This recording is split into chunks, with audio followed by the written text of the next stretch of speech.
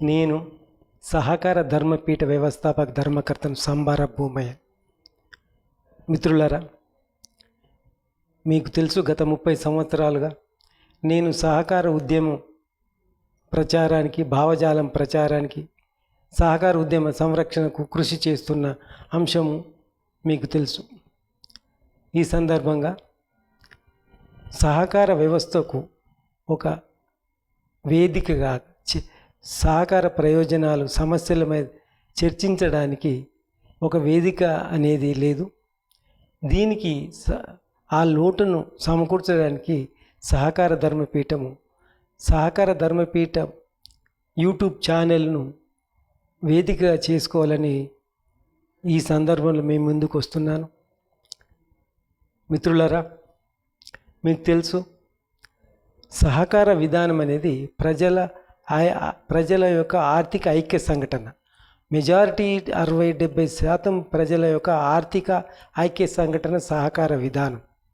అదే 5-10% ప్రజల యొక్క పెట్టుబడిదారీ వ్యవస్థనే పెట్టుబడిదారీ వ్యవస్థ. అది పెట్టుబడిదారుల ఐక్య సంఘటన. ఇది మెజారిటీ ప్రజల ఆర్థిక ఐక్య సంఘటన సహకార విధానం. మొత్తం ప్రపంచవ్యాప్తంగా దాంట్లో మినహాయింపు భారతదేశం కూడా లేదు.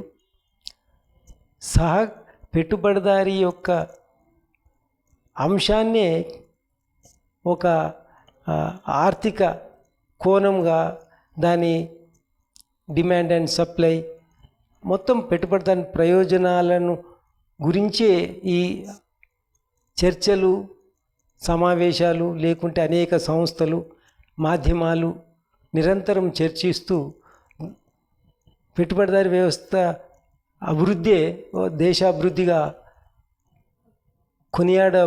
వాళ్ళ యొక్క పెట్టుబడిదారుల మీడియాలు కొనియాడబడుతూ సమాజాన్ని ఈ స్థితిలో ఆర్థిక అసమానతలు, సామాజిక అసమానతలు, నీతి నియమాలు లేకపోవడం మనం చూస్తున్నాం. కానీ మొత్తం ప్రజల ఆర్థిక ఐక్య సంఘటన సహకార విధానమే నిజమైన ఆర్థిక సమానతను, మరి నీతి, నిజాయితీ, మానవీయ కోణం, మనిషిని సంఘజీవిగా మారుస్తుంది ఒక్క సహకార విధానమే. పెట్టుబడిదారు విధానం మనిషిని మృగంగా, తన అభివృద్ధికి, తన ఉనికికి, వ్యాపారం ఉనికికి మనిషి మృగంగా మారుతూ ఒక పరిగెత్తుతున్నాడు. ఆ పరిగెత్తుడుల మానవ సంబంధాలు కోల్పోతున్నాం. సో ఈ అంశాలన్నిటికీ ఓన్లీ పెట్టుబడిదారీ యొక్క వ్యవస్థనే ఉపచర్చలుగా, అదే సమస్యగా ప్రపంచం అనేది మన ముందు ప్రపంచవ్యాప్తంగా, భారతదేశంలో కూడా కొనసాగుతుంది. కానీ సహకార ధర్మపీఠం, మీరు గమనించే ఉంటారు, ఇది ధర్మపీఠాలు మతాలకు సంబంధించినే ఉన్నాయి. కానీ ఒక ఆర్థిక అంశానికి ధర్మపీఠం లేదు. మనము ప్రయత్నం, ఎందుకంటే ధర్మం అనేది ఆర్థిక దోపిడీ లేకపోవడంనే ధర్మం అనేది వర్ధిల్లుతుంది. ఆర్థిక దోపిడీని అలాగనే కొనసాగిస్తూ ధర్మం గురించి ఏ మతము చెప్పినా అది హాస్యాస్పదమే. ఆ మతం పైన ఆ ప్రజల విశ్వాసమే ప్రశ్నార్థకంగా వచ్చే ప్రమాదం ఉంది. కాబట్టి ఈ దోపిడీ అనే అంశాన్ని లేకుండా ప్రజలు ఆర్థికంగా స్వయం సమృద్ధి చెందడానికి, మనిషి సంఘజీవిగా మారడానికి, వ్యక్తి ఒక మానవ సంబంధాలు సమాజంలో వర్ధిల్లడానికి ఈ సహకార భావజాలము, సహకార సిద్ధాంతము ఉంది. కాబట్టి దీన్ని ప్రచారం చేయడానికి, ఈ సహకార సంస్థలను అభివృద్ధి ఆ కోణంలో చేయడానికి, ఆ భావజాలం చేయడానికి ఈ సహకార ధర్మపీఠం కృషి చేస్తుంది. మిత్రులారా, ఇప్పుడు సహకార ధర్మపీఠం గత 2 సంవత్సరాలుగా సమస్య వచ్చినప్పుడు ఒక భావాన్ని, సహకార ధర్మపీఠం యొక్క భావాన్ని మీ ముందు పంచుకున్నాను. సమస్యను ఒక చర్చించి ఒక ఎన్లైటన్ చేయడానికి, చైతన్యం చేయడానికి ప్రయత్నం చేశాను. కాబట్టి ఇప్పుడు ఈ సంవత్సరము అంతర్జాతీయ సంవత్సరం, సహకార సంవత్సరం 2025. ఇది ఐక్యరాజ్య సమితి ఈ 2025ను అంతర్జాతీయ సహకార సంస్థగా ఉత్సవం చేసుకోవాలని యుఎన్ఓ ఆదేశించింది. ఆ ప్రకారం ప్రతి దేశము ఈ సంవత్సరంలో సహకార సంస్థలకు విధానానికి ప్రాధాన్యత ఇస్తూ కార్యక్రమాలు చేస్తున్నాయి. ఈ సందర్భంగా రేపు జూలై 5వ తారీఖు నాడు అంతర్జాతీయ సహకార దినోత్సవం జరుపుకుంటుంది మొత్తం ప్రపంచము. ఆ సందర్భంలో సహకార ధర్మపీఠము మొత్తం ఈ సహకార విధానానికి ఒక చర్చా వేదిక అనేది కల్పించడానికి సహకార ధర్మపీఠము నిశ్చయించింది. ఇక నుంచి జూలై 5 నుంచి సహకార ధర్మపీఠము మీకు ఓ వేదికగా సహకార నాయకులకు, ప్రజలకు, సహకార సంస్థలకు, దీని అభిమానులకు ఒక వేదికగా సహకార ధర్మపీఠం ఉంటుంది. సో ఆ రోజు నుంచి మేము సహకార వార్తలని వారం మంది కొన్ని రోజుల ముందు వారంకి ఒకరోజు సహకార వార్తలు, అదే రకంగా రోజు 3 నిమిషాలు 5 నిమిషాల మధ్యన సహకార ప్రవచనము, అదే రకంగా వారంలో ఒకరోజు సహకార సంస్థల సమస్యలపై చర్చా గోష్ఠులు నిర్వహించాలని నిర్ణయించినాం. ఈ సందర్భంగా మీ ముందుకు సహకార ధర్మపీఠ వ్యవస్థాపక ధర్మకర్తను మీ ముందుకు వస్తున్నాను. ఇది మన సమస్య, ఇది సహకార విధానం, మెజారిటీ ప్రజల ఆర్థిక సమస్య. ఈ సమస్యకు మనమే ఒక వేదికలాగా ఇది చేసుకోవాలి. ఇది మీ వేదిక, సహకార ధర్మపీఠం ప్రజల వేదిక, సహకార నాయకుల వేదిక. సో ఈ మళ్ళీ మీ సమస్యలను ఒకరు చర్చించడానికి సానుకూల దృక్కోణంలో ప్రజల ముందు, ప్రభుత్వాల ముందు ఉంచడానికి ఈ సహకార ధర్మపీఠం ఈ ఛానల్ ద్వారా, యూట్యూబ్ ఛానల్ ద్వారా ప్రయత్నం చేస్తుంది.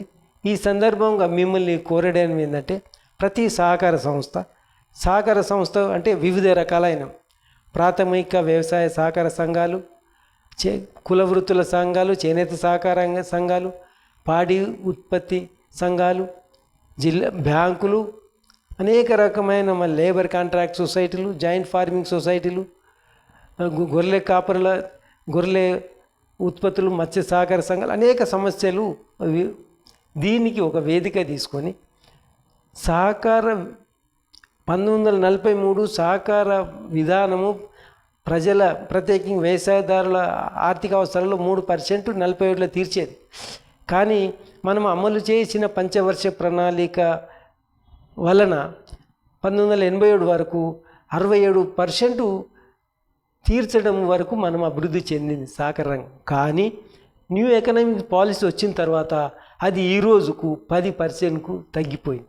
అంటే మనల్ని ఇప్పుడు అంత మేరకు మనం దోపిడీకి గురి అవుతున్నాం అన్నమాట. ఇంత ప్రజలు ఇప్పుడు సహకార రంగం కాకుండా ప్రైవేట్ రంగము నుండి సేవలు పొందుతున్నారు. అంటే ఇంతమంది ఇప్పుడు దోపిడీకి నెట్టబడ్డారు.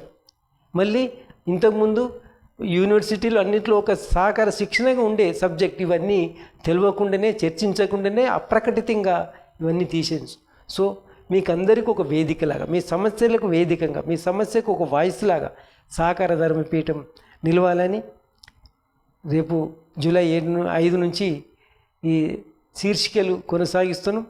మీరు అంతవరకు మీ సమస్యలను 2-3 నిమిషాల నిడివిలో లేకుంటే ఫోటోలు, మళ్ళీ ఈ సమస్యను ఈ విధంగా ఫోటోలు కానీ చేస్తూ సహకార ధర్మపీఠానికి పంపాలని మనవి చేస్తున్నాం. ఎందుకంటే ప్రైవేటు రంగానికి అనేక ట్రైనింగ్ సెంటర్స్ అనేకం ఉన్నాయి. శిక్షణ సమస్య మీద గంటల తరబడి చర్చిస్తారు. కానీ సహకార సమస్య, ప్రజల సమస్య కానీ దీనికి అంత ఒక 1 పాయింట్ కూడా మనకు చోటు దక్కట్లేదు.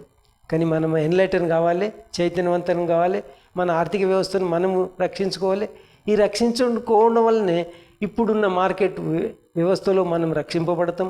ఇప్పుడు మనము చైతన్యవంతమై మన ఆర్థిక వ్యవస్థను మనం రక్షించుకోకుంటే ముందు చాలా ప్రమాదాలు, ఆర్థిక, మళ్ళీ సామాజిక, మళ్ళీ రాజకీయ, ఈ మన ప్రజాతంత్ర విలువలు కూడా కోల్పోతాం. కాబట్టి ఈ సందర్భంలో సహకార ధర్మపీఠం మీకు ఒక వేదికలాగా ఉంటుంది. మీ సమస్యలను మాకు పంపండి.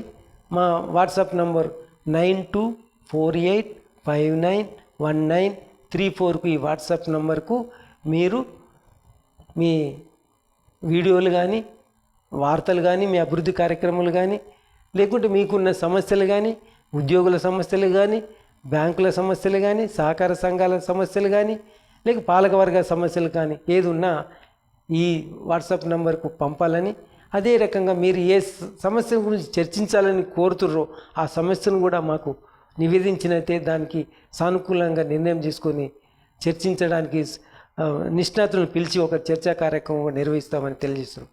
మీరు నిరభ్యంతరంగా మీ వేదికగా సహకార ధర్మపీఠాన్ని ఉపయోగించుకోవాలని మనవి చేస్తూ మీకు సమస్యలు పంపాలని కోరుతున్నాం. మరొక్కసారి ఫోన్ నంబరు నోట్ చేసుకోండి.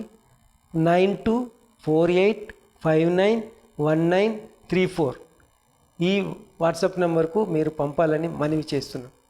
ధన్యవాదాలు. జై సహకారం.